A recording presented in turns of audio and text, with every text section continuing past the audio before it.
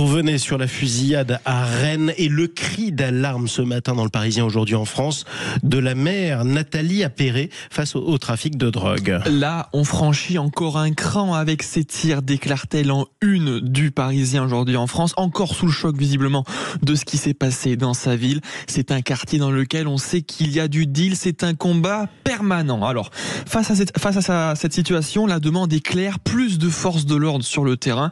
Nathalie Appéré réclame la présence constante d'une unité mobile. Quand on est face à du grand banditisme, la réponse est policière et judiciaire. Sur les réseaux sociaux, le ministre de l'Intérieur, Bruno Retailleau, a réagi hier après-midi en promettant ordre et fermeté dans la vie.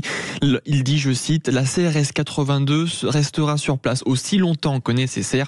Nous retrouverons ces barbares et nous les mettrons hors d'état de nuire. » Fin de citation. Effectivement, fin de citation. On revient sur le scandale des eaux contaminées. Perrier qui plonge un peu plus dans la tourmente, vous nous dites. Oui, on peut dire que cette nouvelle affaire tombe mal. Déjà fragilisée par un précédent scandale sanitaire, de nouvelles contaminations ont été détectées dans des bouteilles de l'usine de Vergès dans le Gard.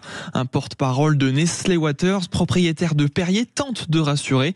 Dans le Figaro ce matin, il explique les anomalies détectées sont liées à une opération technique au sein de l'usine et à un dépassement quantitatif de la flore naturelle de l'eau minérale. Il n'y a aucune contamination des forages que nous utilisons pour Perrier en 2025. Mais l'inquiétude grandit à Vergès. Dans Midi Libre, la maire Pascale Fournat-Deschamps s'alarme des conséquences pour l'économie locale. Même si on ne travaille pas chez Perrier, c'est quand même une histoire importante, affective. On ne peut pas laisser fermer deux entreprises et se résoudre à aller acheter de l'eau produite on ne sait où. Même si l'entreprise affirme tout mettre en œuvre pour assainir sa production, elle pourrait perdre une précieuse étiquette, celle d'eau minérale naturelle. Oui, exactement. Faudra suivre tout ça. C'était la maire Pascale Fortunat qui s'exprimait notamment dans la presse. Fortunat Deschamps. 6 ans après, Théo, la revue de presse continue. 6 ans après, on connaît enfin la vérité sur la mort du jeune rugbyman Nicolas Chauvin.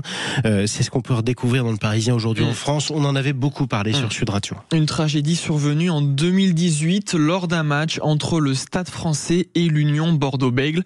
À l'époque, 2 plaquages hauts avaient provoqué un arrachement et une dislocation des 2 premières vertèbres cervicales du jeune joueur parisien, entraînant son décès. Alors, la question que tout le monde se pose, c'est entre 2018 et aujourd'hui, comment la FFR a-t-elle pu mettre autant de temps à faire toute la lumière sur ce drame? On apprend dans le journal que Florian Grill, élu à la tête de la fédération en juin 2023, a découvert seulement l'été dernier qu'aucun rapport officiel n'avait été rédigé sur les circonstances de la mort du joueur.